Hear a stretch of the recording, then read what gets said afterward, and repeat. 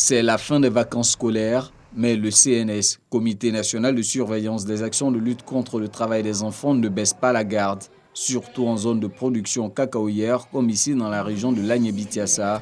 2 jours durant, la délégation du CNS a expliqué aux enfants leurs droits et les travaux qui leur sont autorisés et interdits. L'autre volet de la mission a consisté à sensibiliser les autorités administratives, coutumières et religieuses de la région sur la menace que représente le travail des enfants pour l'économie ivoirienne. En tant que responsable de tous les chefs, je leur répète ces mêmes messages pour qu'à leur tour, ils sensibilisent leurs paysans, leurs villageois, et ensuite leur dire que celui qui ne va pas s'appliquer à protéger les enfants, il peut être soumis à des peines d'emprisonnement. De plus en plus, les gens décrivent le cacao ivoirien en pensant qu'il porte la sueur des enfants, ce qui n'est pas exact. Ce qui est important, c'est qu'aujourd'hui, nous devions continuer cette bataille.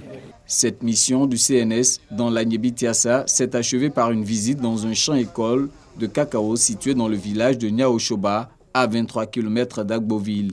Il était question de toucher du doigt la réalité de l'application des bonnes pratiques culturelles pour obtenir un cacao sain et de bonne qualité. Nous avons eu des échanges fructueux. Les populations ont compris l'essentiel de ce combat-là. Les populations comprennent qu'il est important pour notre pays, pour son avenir, pour la durabilité de son cacao, que ce soit un cacao éthique, un cacao qui soit produit sans travail des enfants. Et nous sommes convaincus et rassurés que ce message s'étendra dans tout l'Agné-Bitiassa. Tout le long de cette mission, Patricia Sylvie Yao, au nom de la première dame Dominique Ouattara, présidente du CNS, expliquait aux populations les actions entreprises par le gouvernement ivoirien pour éradiquer le travail des enfants.